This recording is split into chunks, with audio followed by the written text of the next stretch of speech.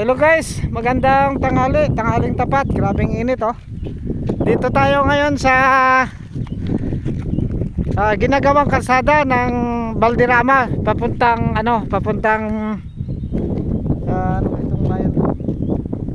Ha? Uy.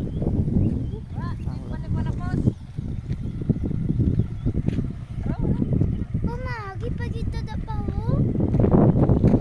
Wala, hindi pa pala lusot ito. Ito hanggang dito lang oh.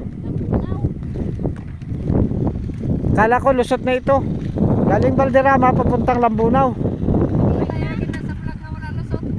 Dito hanggang dito lang tayo. Kasi nakikita ko lang ito sa mga vlog na 2024. 2024 pa yun ngayon 2025 na. Hindi pa lusot. Dito pa lang talaga, hanggang dito pa lang. Ito.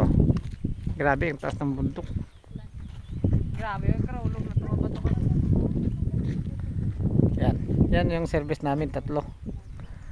Dito kami. Hanggang dito lang nga talaga yung kalsada. Mga ilang taon pa siguro ito bago malusot ng Lambunaw. Kaya ara na sa kubangan. Malaki pang trabaho dito. Grabe katataas ng mga bundok. Ayan. Yan, maraming mga bahay dyan sa baba na yan. Dyan oh. Mga kabahayan yan. Yan lahat. Mayroon din kalsada dyan papunta doon. Iwan ko kung saan punta yan. Galing doon sa bayan ng bayan ng Valderrama sa may dulo ng tulay. Yan yung kalsada na yan sa baba. 2025 na ngayon. April 8. April 8. Grabe kataas ng bundok.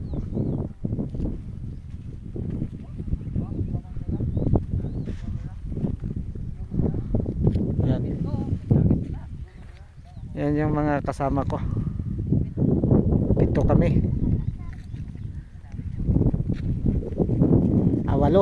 8 pala. Yan yung pinanggalingan natin na ano.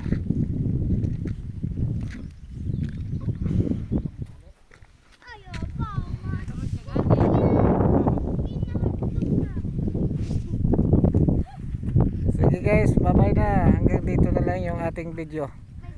Sana mapanood nyo ito na yung kalsada na galing Valderrama papuntang Lambunaw. Hindi pa talaga natapos. Siguro mga ilang taon pa ito bago matapos. Hanggang doon na rin yung nila ng kalsada oh. Pero hindi madaanan ng motor. Kung isa ka lang pwede, kaya. Pero kung may angkas ka hindi ito kaya. Bye bye.